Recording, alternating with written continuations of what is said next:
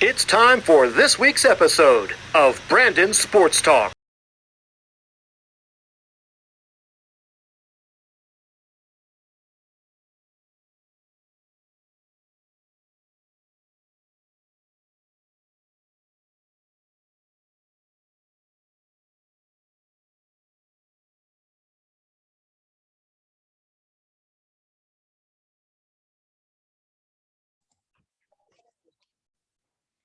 Welcome back to Brandon's Sports Talk. In today's episode, I have the privilege to interview the Canadian national skeleton player, Grace Dafoe. How are you doing today?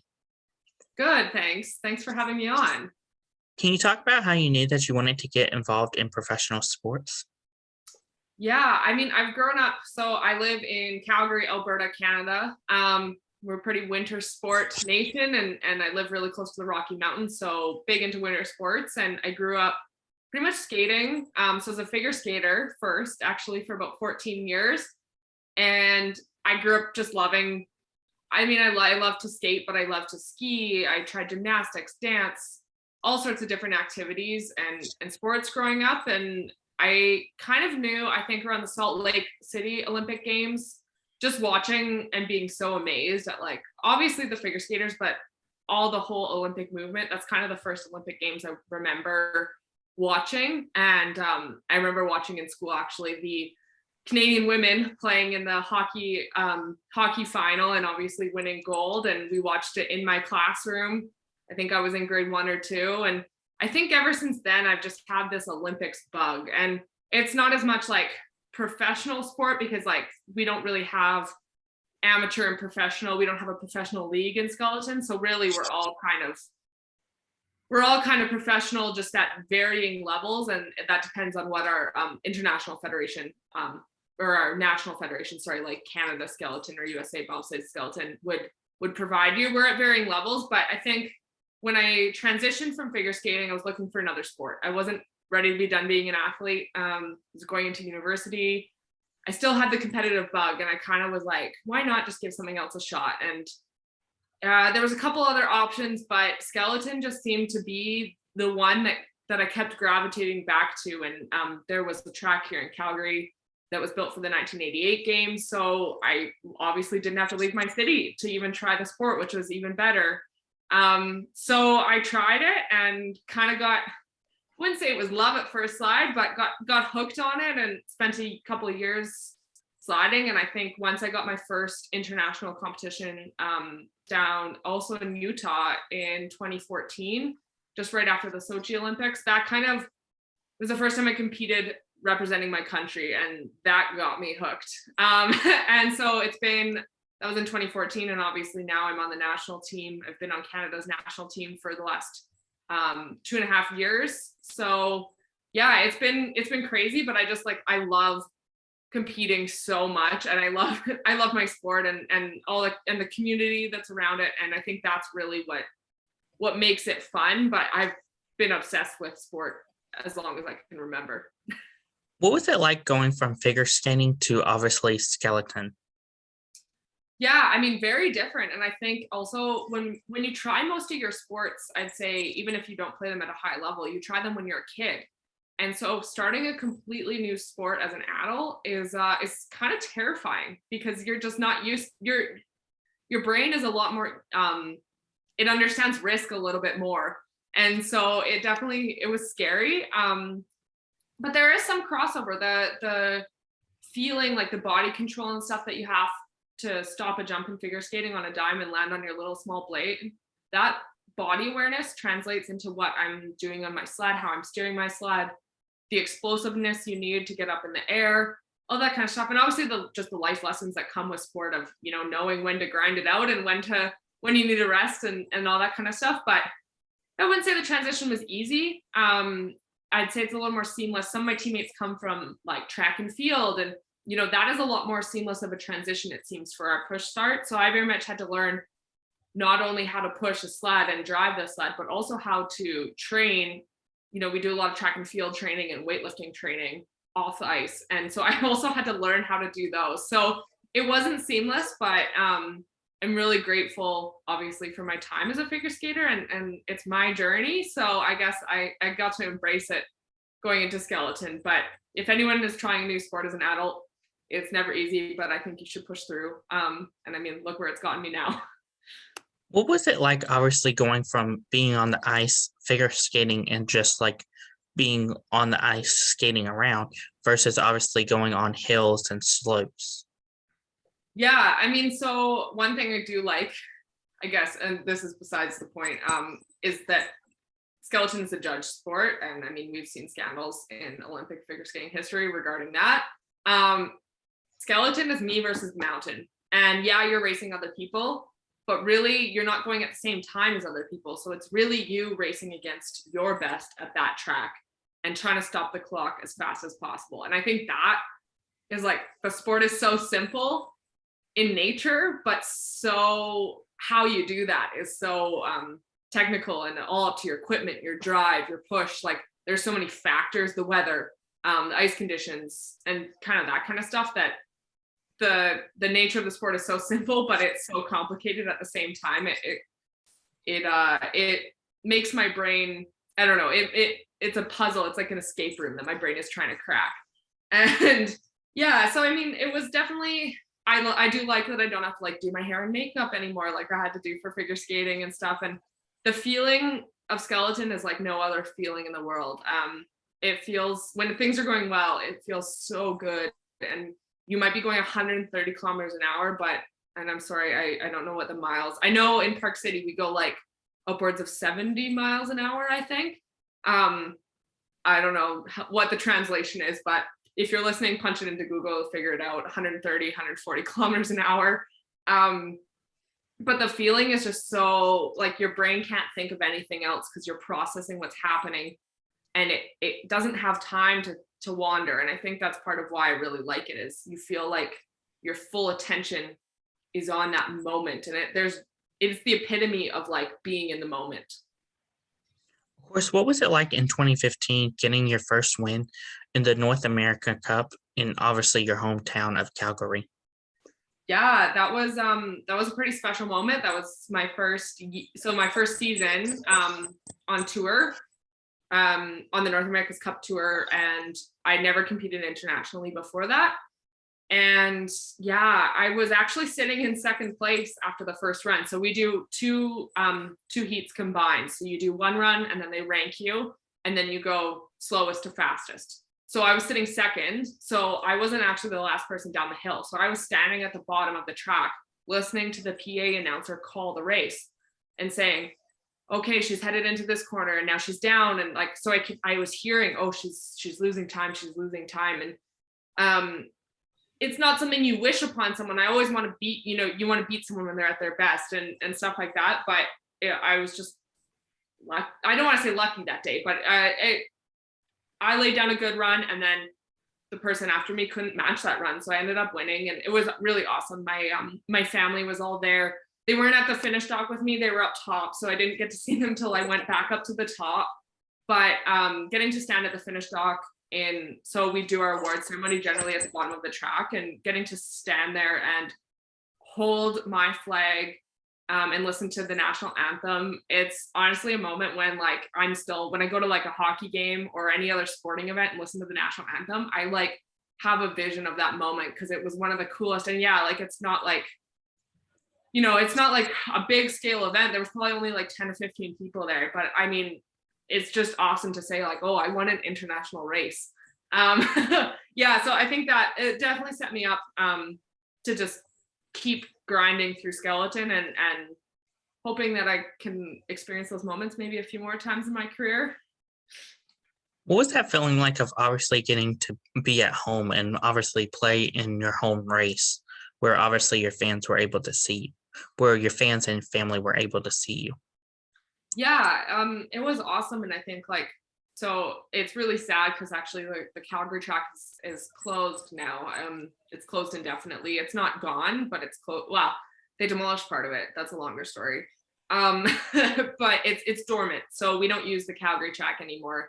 So it is really bittersweet to reflect on those memories, because I like got to sleep in my own bed and, be at home and stuff like that, and wake up and have breakfast at my kitchen table, and then drive up to Canada Olympic Park and home field advantage is so big in skeleton because you have so many runs on tracks, and every track has unique curve combinations and nuances. I kind of equate it to like an F1 track, I've heard, because they each have their own nuances and combinations of turns and stuff like that. It's not like a speed skating oval that no matter where you go, they're all the same. Like, it just depends on what the ice is doing. Ours, we have to adjust to the ice conditions and that. So, I mean, when you have a home track advantage, you have done everything. You have hundreds of more runs on that track than someone who's been there for 1 week. So you get to use that to your advantage, and you feel more comfortable, you feel confident. And it just, so that in itself just feels really good. And I've learned to cultivate that.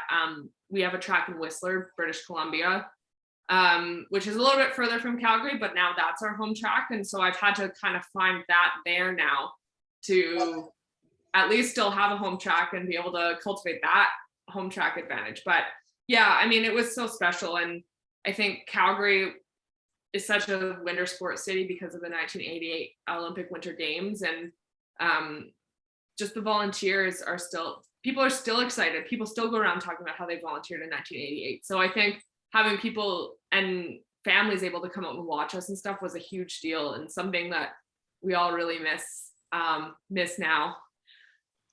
What was it like for you to represent, obviously, Canada in the Junior World Championship in 2016? Oh man, yeah, that was really awesome. And when people say World Junior Championships in Canada, they automatically think to hockey, which are happening just up the road from me, actually, starting in the next couple of days, the World Junior Championships of hockey. So when I was like, I'm going to World Juniors, people are like, thought I was going to the hockey tournament. And I was like, no, like for skeleton. But yeah, this was my first European track.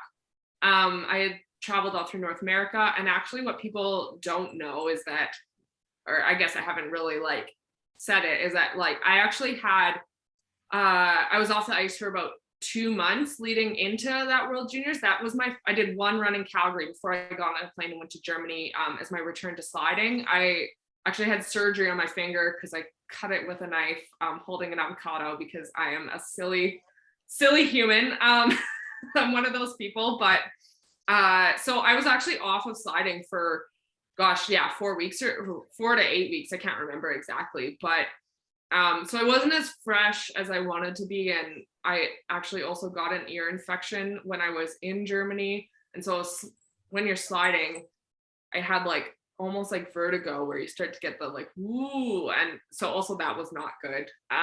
So it was definitely an experience, but I look back and like, it was a week that I got to enjoy sliding. So you age out of World Junior Championships at 23 in skeleton. And that was my last year that I was going to be eligible. And I pushed my association for a year to send me. And it was all self-funded. They didn't organize any of it. I did. But yeah, it was so much fun. My first time to Germany, my first time to European track, and my mom actually came with me as well. So that was really special, as I got to share that with her. And it was also way less overwhelming, I guess, in the sense of, now that I've traveled Germany and Austria a ton with other teammates, it's old hat now. But the first time you go and you don't know where anything is in the airport, and you don't even know how to get to the track, you don't know what's in the town, people don't speak English sometimes. There's just so many, like the culture shock, I guess, of just adjusting after only sliding in North America. But yeah, Winterberg, I actually have just over to my right here, I have the poster I stole from the town advertising the World Junior Championships. And I thought it was so cool that they were advertising it like all around town, because that doesn't happen in North America. And I still have it hanging in my office because it's pretty cool. Yeah, so it was an awesome experience, and I'm glad I got to do it. I didn't place as high as I wanted to, but I mean, in retrospect, I don't look at the result, I think of the experience. What was it like going to, obviously, the European Cup in 2017? Ooh, yeah, that was a fun year. So I went in November 2016, and then January 2017. I had never been to any of those tracks before, and again, the only time I'd been to Europe for sliding was the previous January 2016 to Winterberg for World Juniors. So it was kind of overwhelming, because so in North America's Cup, you go to the 4 tracks. And so you go back to a track, you have notes you can look off of. I write stuff down about what I noticed, how I felt, what equipment I used, all that kind of stuff, temperatures of the ice.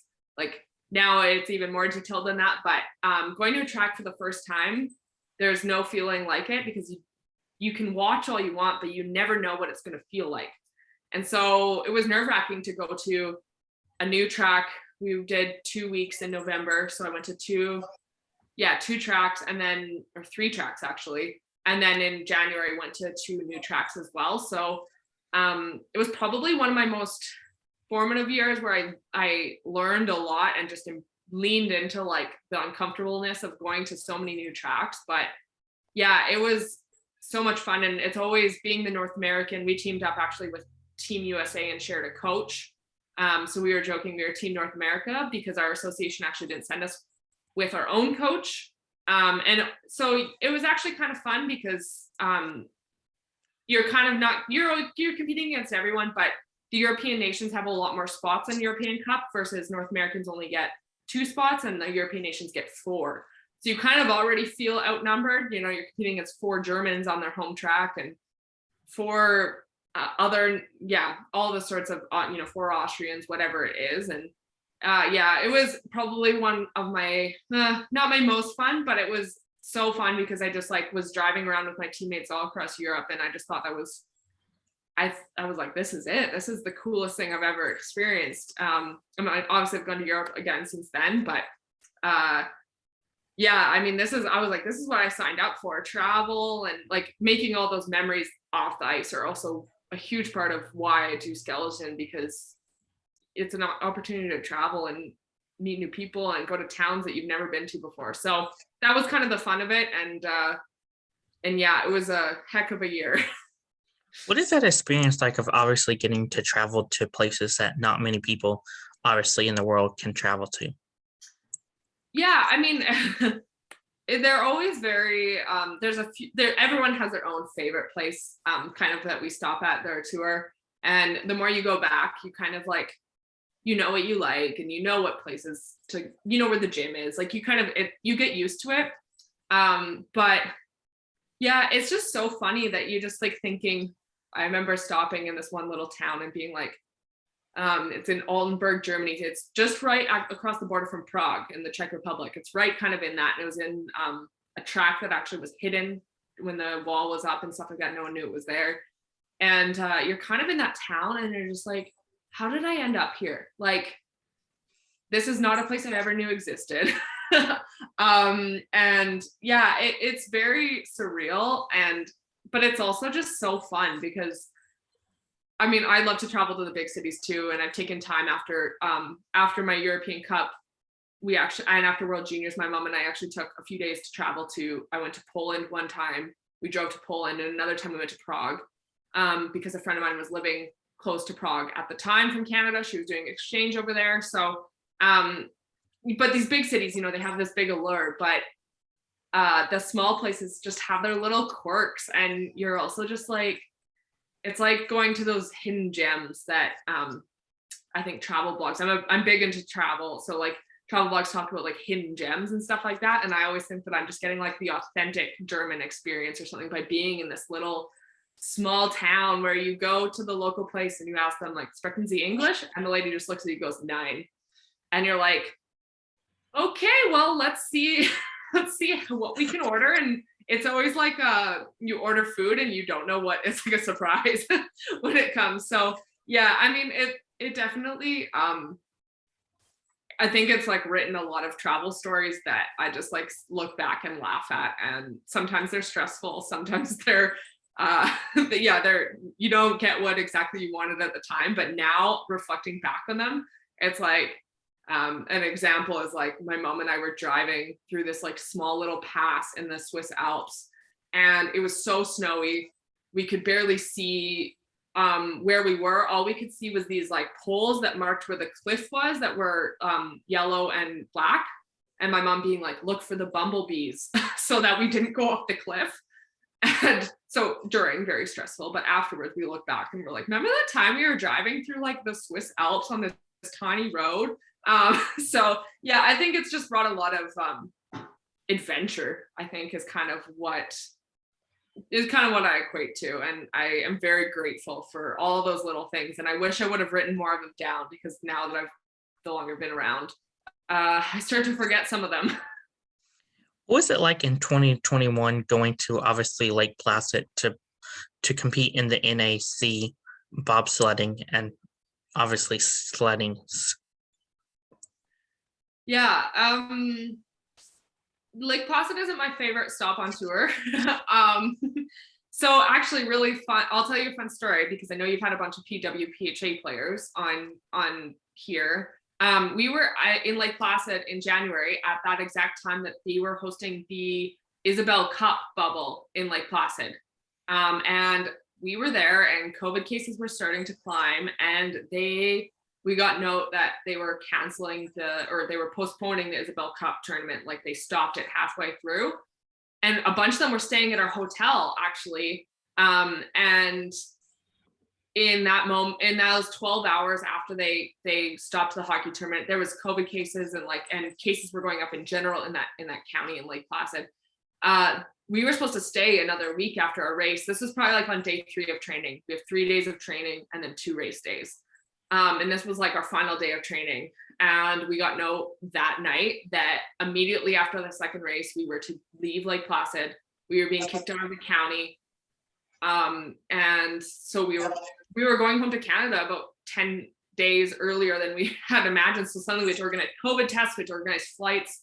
We had to quarantine to come back to Canada, like in Canada. So I had to figure out a quarantine plan, because obviously that was mandated by our Canadian government. This is pre-vaccines, but it's just a funny story is that when we were up there, it was actually really stressful, because we literally got kicked out of the county that Lake Placid is in.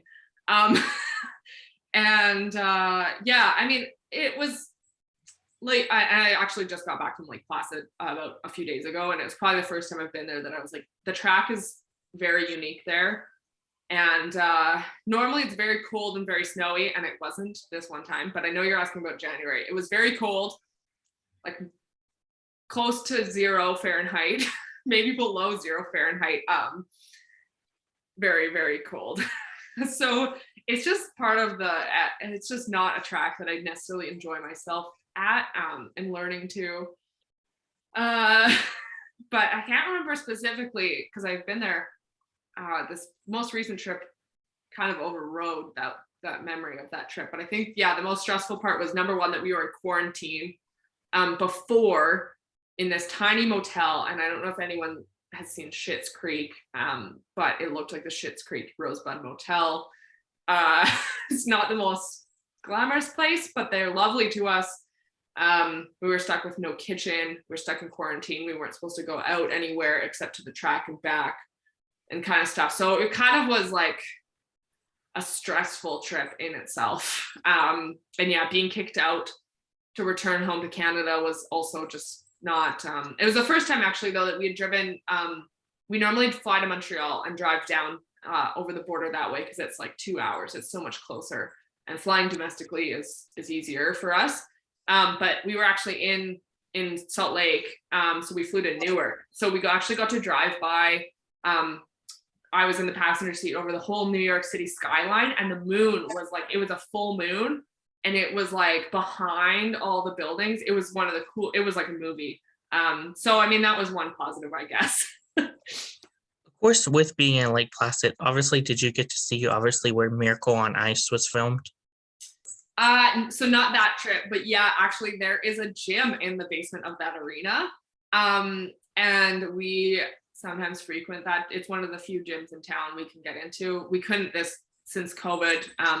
But the guy that owns it talks about actually how the Boston Bruins, when they were playing the Montreal Canadiens in the playoffs a few years ago, probably like 4 or 5 years ago now, I can't remember, how they would stop and stay there and train there, and then complete like the other half of their travel day, like the next day. And so that they would, have a place to kind of stop and rest and stuff like that when they were going back and forth. And he tells a story, there's a chin-up bar in the corner, about how Chara, Zdeno Chara, hangs off of it and his knees touch the ground from hanging off the chin-up bar.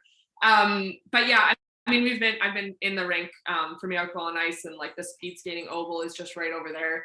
They have a bunch of great facilities, and the Olympic Regional Development Authority in Lake Placid and the state of New York are like pumping money into all the sports facilities there, which is so awesome to see. And I mean, it's sad that because it's not in Canada, obviously, but it's close for those of my teammates that are living in Eastern Canada. So it's really awesome that another city is like investing in it. But yeah, I have been to that arena. It doesn't quite have the magic as a Canadian.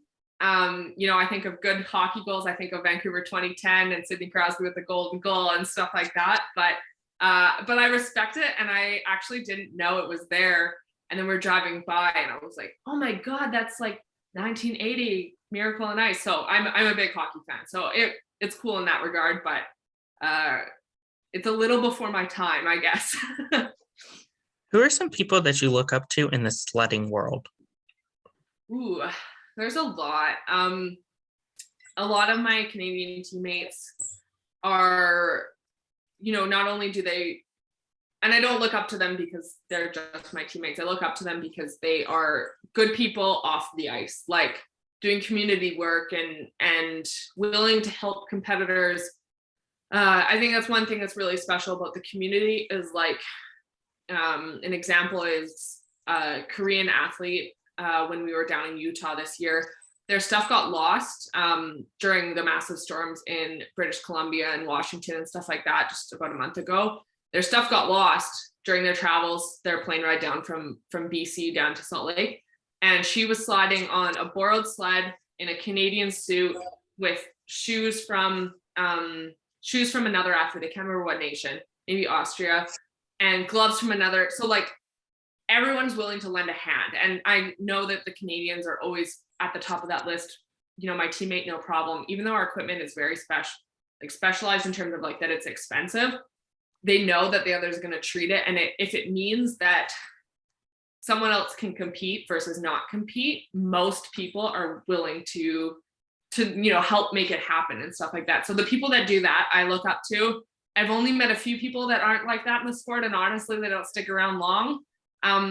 Or the people, or everyone kind of, it's so small. It's like a small town. Word travels fast on who doesn't have that same mindset, and so then they're like, they won't go to their way to help them. Versus like, sometimes when we're in Europe, you know, video is king in our sport. You need video so that you can analyze it and look over exactly what your entrance into a corner is, or where the peak of the corner is when the pressure hits and stuff like that. It's very technical.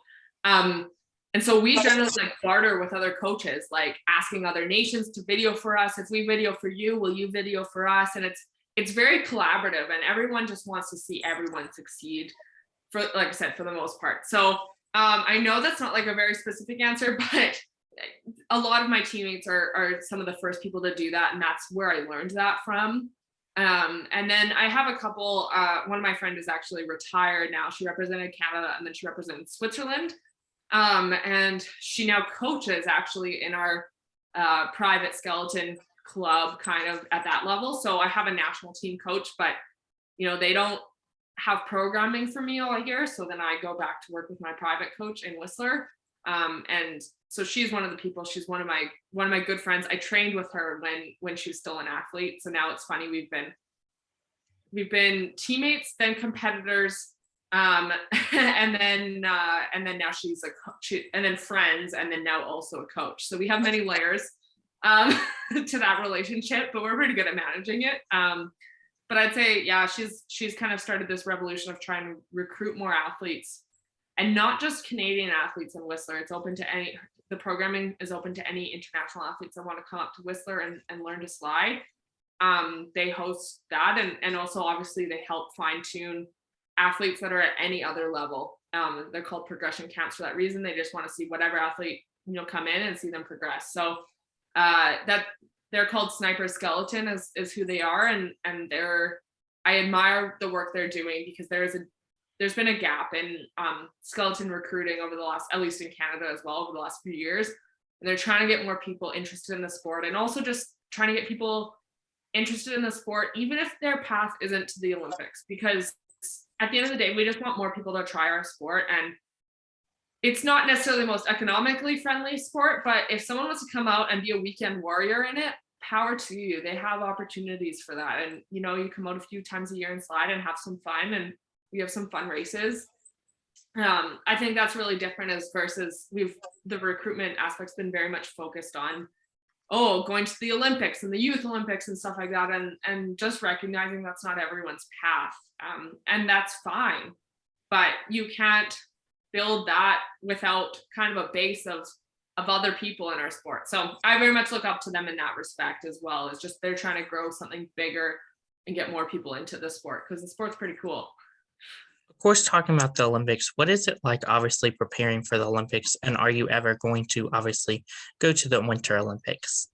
Yeah, I mean, that's the hot topic of the year. So this is the first year that I've actually been eligible to go to the Olympics. So to get the email in May that I was like on the list, I guess they submitted they call it a long list in Canada. So here's the list of all the athletes that are eligible to vie for the Olympic team, and getting the email that I was included on that list was pretty freaking cool. As a big sports fan, Olympics fan, and also I've had so many people tell me I would never make it. Some people told me I'd never make the national team. So to come to that level, it's pretty cool. It hasn't been easy. I won't say it's been, there's been a ton of setbacks, a ton of heartbreaks, and I would say, I'd love to go to the Olympics. I am right now I'm done competing, I think, for the rest of the season. And that's not for anything I did. I went out and laid out my best, and sometimes so I'm ranked 5th in Canada, and the 4 women above me also had killer seasons, and it's bittersweet. Because I would love to go to Beijing, obviously, but I also see them excelling, and I'm like, heck yeah, this is so good for Canadian women's skeleton. Hopefully that means more funding for the next Olympic cycle. And I'm 28 right now, so I have another Olympic cycle left in me, and so the goal is kind of slowly shifting to how can I shape the next 4 years to represent Canada at the 2026 Olympic Winter Games. But before that is like, I'd like to make our World Cup team and, go to a World Championship as well. So it's not just, obviously, the Olympics are always that, like, it's like the hockey, like the Stanley Cup goal and, the top pinnacle of your sport. But there are so many other small milestones along the way that I also have my eyes set on. So, I would say it's not glamorous. It's not as glamorous as people think. And I work full time outside of my skeleton endeavors, and I'm lucky enough to take some race days off. But I was training in Lake Placid, training in the morning, and then working all afternoon, and then doing all your video reviews, sled work, go to bed, repeat. It's exhausting. I'm off now on Christmas holidays out of the office, and obviously my sledding just wrapped up, so I'm enjoying some much needed downtime after a very intense off season leading into an in season. I've done probably 9 races in the last 8 weeks or so. If you want to learn more, I guess, about like the journey and stuff like that, like check out my Instagram. I've been so it's at Grace Dafoe, or my website is gracedafoe.ca. I'm pretty frank on the journey. It's not as glamorous as it seems, but you also have to stop and look around and be like, wow, this is pretty cool. And sometimes I say, I'm ranked 5th in Canada, and I like have to pinch myself, because I still think that is an accomplishment in itself. And even though it's not necessarily, obviously I want to be higher, it's still an accomplishment. And I've been ranked 10th in Canada. I've been not even on the national team previously. So it's all about perspective, and I think that too is part of the journey, and recognizing those small milestones. So long story short, it's like, follow your athletes. If you're into a sport, follow the athletes in the years in between, because like this year's insane, but like the other 3 years we're still grinding it out, but there's just less eyes, especially in smaller sports like mine. So Of course, what is a typical game day like for obviously sledding? Yeah, so we generally show up about 2 to 1.5 hours before a sliding session, depending on what's going on, and get up to the top of the track. We'll kind of find our place in the start house. I like to put my stuff down, kind of get stuff organized. Sometimes we'll then walk the track. So we put on like ice walkers and walk inside the track, and that's when we talk about with our coach our game plan. You know, what are we doing in this corner? What's the geometry of this corner? Does this corner have one pressure? Does it have two pressures? If you come in early into a corner, so that's what we would say. If the corner was turning right, we would call early like on the far left wall, versus late would be on the far right wall. And we have to know exactly to the centimeter kind of what our ideal line is. And so we walk the track, we talk about that and stuff like that. That can take half an hour to an hour, depending on the track and the problems you're having. And sometimes we don't do it right before we slide. Sometimes we do it the day before, but it just depends on the track and what time they have. But if that's how it goes, we'll do that, and then come back up to the top of the track. You got to get warmed up. If it's that day and you're doing a track walk, you have to do a little bit of a mini warm up. But on days we don't do that, you would do a longer, more intense warm up, and we would have a bit more of a hard push day. So that's when we push the sled, 90, 95%. Some days you have kind of a goal, you're going to hit 70% of your push, or 80, 90. That's all predetermined in your game plan. So I guess I should back up that the night before I set kind of my goals for the sliding session, and send them over to my coach. We talk about what my goals are, and they can be as simple as like, be aware of your entrance into this certain corner. And the reason is that you first have to gain awareness in order to try to troubleshoot and fix. Is like, if your coach asks, well, why did this happen, and you can't tell what your entrance was into the corner and stuff like that, then you can't really get anywhere. So you have to have that awareness piece first. But so I do all that the night before. We set our equipment, so the runners on the bottom are the metal tubes. You put more bow in them to actually make the contact patch smaller. So more of a contact patch in the runner, higher control, less control. So just depending what ice conditions are, check the weather. The track will sometimes have temperatures posted. Get dressed. Find out what the start list, what number you're off on, and then we only get, in official training, we get 2 to 3 runs, so that's less than a minute per run down a track. So you'll do one run, come back up, analyze, maybe talk either with your coach in person or over the radio, check out your video, come up with any changes to your game plan. You slide another run, and then you go home.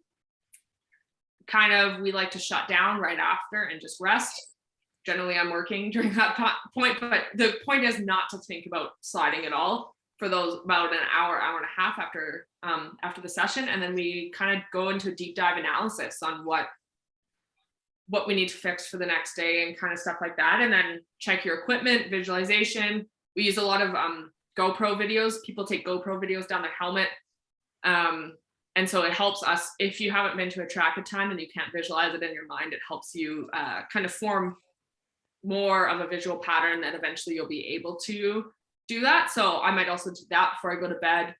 And then start gearing down and do it all over again. So we do 3 of those days in a row, and then we have 1 to 3 race days anywhere in between that, depending on the circuit.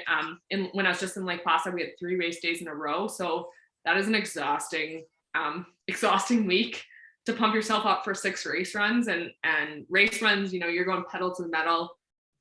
We don't wear, like, sometimes I wear padding on my arms on training days, but like, you do not do that on race day. You are kind of full aerodynamics. So yeah, it's the sport's all about preparation off the ice, and because you only have minutes on the ice prior. So how you choose, and every athlete's a little bit different. That's my routine, but how everyone processes their notes and their videos and works with their coach is slightly different, but to the same point that you have a game plan, you attack it, you reevaluate, and then attack it again, and then kind of like go home for the day and really, really deep dive analyze. And we are talking about hundreds of seconds here. So whether my head is pointed like this on my sled versus like straight could mean a small little steer that could cause a skid. So it's we're pretty nitpicky in our sport, and we're probably our own worst critic. Of course, how do you are able to balance obviously being a professional athlete and also having a second job outside of obviously your sport? Oh yeah. So I'm very lucky. So I work for an organization that's a nonprofit in US and in Canada called Classroom Champions. And it was co-founded by an Olympic bobsled gold medalist. So that's how I kind of fell into starting to work for them, is that he did bobsled and he gets it. And I told him not to hire. I got offered the job that I do now. And I told him not to hire me if he didn't think I could balance it with skeleton. And he said, I think you can. And he understands what the life is, outside of that. So I've been very lucky in that regard. I mean, an example is I was flying home from Montreal because we drove from Lake Placid to Montreal last Thursday. And I got plane Wi-Fi, and I fixed like this massive project I've been working on in terms of like data analytics of this program we use, and some of the metrics got skewed up, like what city the user was in and stuff like that. And I fixed it by uploading this spreadsheet from 30,000 feet in the sky, somewhere between Montreal and Calgary. And to me, I was just like, this is like, some people on planes play solitaire, and here I am fixing user metrics. So it's just like finding your time to do it, and it's not easy, and it definitely means working late some days, or I generally choose to work late because I like to sleep in. But just managing your time, and communication too is like, I have to communicate to my team. I'm out from 11 to noon Monday, Wednesday, Friday training, and so I had to build consistency in that regard too in my training schedule, which in turn has benefited my training because it's more consistent. All over this summer I did that. It was like my schedule was the same, minus a couple of long weekend weeks and stuff like that where things get a little jumbled, but that part really helps consistency. That helps training, but it also helps the others that I work with know exactly when I'm out of office. So yeah, I mean, it's been hard, but I really do enjoy also building something outside of sport and having a purpose outside of sport. I know a lot of athletes get wrapped up in sport as their identity, and I'm very wary to do that. And so it's nice to have, these people that cheer me on, and they also just don't think of me necessarily as just the athlete. Sometimes it's funny because they actually forget we're an organization that works. We have athletes are a part of our nonprofit as well, like volunteer athletes. So it's kind of funny because they forget that I'm an athlete sometimes, and I'm like, no, I still do my sport as well. I'm not. We have a couple of retired athletes on the team, so I'm like, I'm still an active athlete. But I think it's good that they almost forget that I am, because it means that I've like built purpose and kind of stuff outside of that. What are some of your future plans in obviously your sport of sledding? Yeah, well, I think I touched on this talking a little bit about the Olympics, but I'm having so much fun sliding right now. It definitely, I mean, I'll take it year by year, month by month, day by day. If there's ever a point where I'm not enjoying it anymore, it's not worth chasing that, elusive Olympic thing if you're not having fun. So that's one thing that I'm very, I say I'll go another 4 years, but you never know what's going to come up along those next 4 years and where the journey is going to take me. But I'm very much also just like appreciating every, so I was in Lake Placid, obviously just recently, and you never know when there might also come a time where I get cut from the team. I mean, I hope not. I hope I get to end my career in my own regard, but there are also just times where sometimes it happens. And like, so I found now I appreciate every race week, because I was just like, you never know what the future holds. You don't know if if I'm not going to come back here, or if I'm going to get cut, like stuff like that. But I mean, I would love to keep racing. I'm probably in the best shape of my life right now. I've been pushing the best I've ever been pushing a sled, and the driving aspect is getting better and stuff like that. And I'm also excited, generally a new quadrennial. It's just like it's kind of like turning the page to a new chapter as well. And we have a vacant head coach position right now, so I'm also waiting to see who assumes that position. That will have a big impact as well. If it's not someone I want to work with, that might be the final straw for me. There's a lot of politics in sport, and that part isn't necessarily fun, but what's fun is the race weeks and the time with the friends and the traveling and competing and hearing on the announcer like representing Team Canada, Grace Dafoe, like those are the moments that I keep doing it for because it's so fun. So yeah, I mean, I have big goals and we'll see. I'm kind of trying to, bring on some new sponsors and stuff for the next quad and get some people invested in me so that I maybe can work a little bit less and focus more on sport. Be a little bit more professional in terms of professional athlete rather than all that other stuff. But yeah, I mean, I'm also planning a wedding. I'm getting married in 2023. So that is also like something fun to look forward to outside of sport. So yeah, it's going to be a crazy few years. What advice would you give future people looking to get into the sport of sledding? First of all, I would definitely encourage, if you think any, whether it's bobsleigh or skeleton, luge you start a lot younger, so we're not necessarily recruiting older athletes for that. But if it at all intrigues you, try it, because I think that you'll regret if you're sitting there and in your older years and watching the Olympics and I always wanted to try that. I think you'll regret it, and I think that's part of why I chose to try it, is because I was thinking, wow, what is that? And, kind of stuff. But I would definitely just say, come in, be humble. There's far too many people that come into the sport and they talk about how they're going to go to the Olympics so the Olympics there's people posting right now that just started that are 2026 bound. And there are people that have been grinding it out for 4, 8, 10 years on the national team right now that are also training for the 2026 Olympics. So you just got to come in and be humble. And yeah, it's okay to have big goals, but there's also a hint of realistic that some people don't have. And to be honest, the people that come in like that don't stick around that long because they realize how much of a grind it actually is. And it's the people that come in with the pure love of the sport and just they grow to love it and stuff like that. I find those people stick around a lot longer. So yeah, I mean, and also do your research. If you're interested, watch some races, because I've seen far too many people. We had a previous head coach who was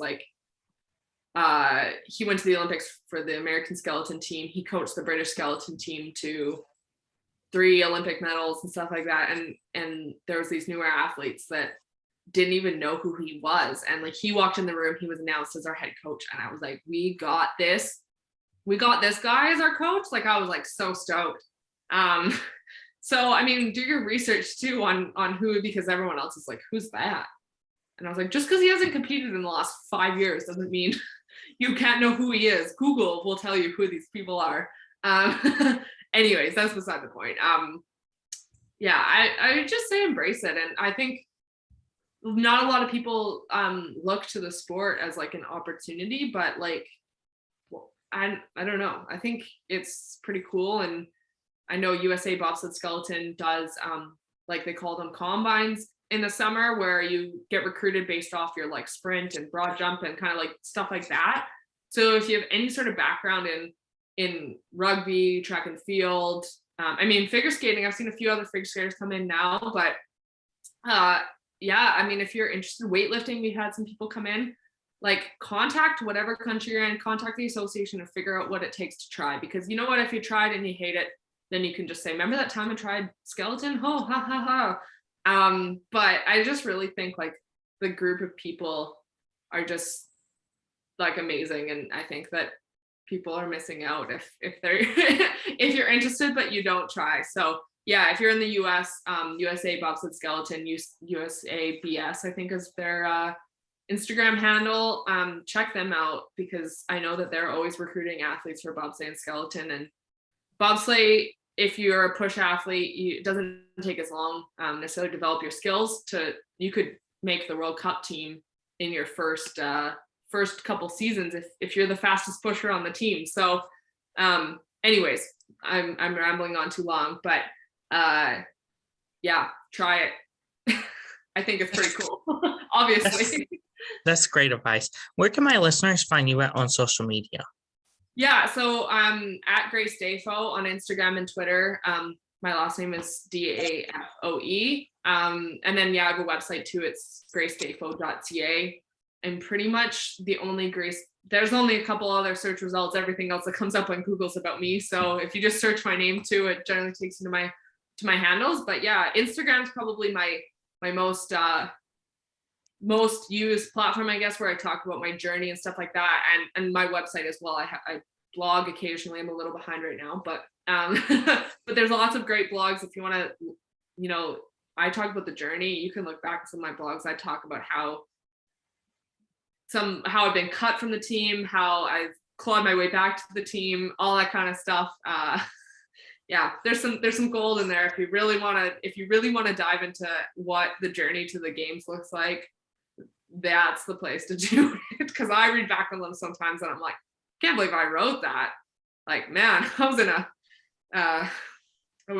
I was in a slump, I was very angry at sliding and not loving sliding. So yeah, you can find me there and slide into my DMs. And if you're interested, like talking about skeleton or bobsleigh or how to get into it, like I can't get to you right away, but I will get to you. I promise. I leave them unread until I answer you, because otherwise I will forget. But yeah, get in touch. I'm happy to discuss that kind of stuff with you. I'm happy to share my journey with anyone that wants to hear it. Thank you again, Grace Dafoe, for your interview, and best of luck in your future with Canadian National Sledding. Thank you, and thank you for having me on. You can find Brandon Sports Talk on Facebook at Brandon Sports Talk, Instagram at Brandon Sports Talk, Twitter at Talk_Brandon, and you can find me on YouTube at Brandon Sports Talk. Don't forget to like, comment, and subscribe. Thank you again, Grace Dafoe, for your interview, and best of luck in your future with this sled. Thank you. You've been watching Brandon Sports Talk. Please feel free to like, share, and subscribe to Brandon Sports Talk on social media and on YouTube.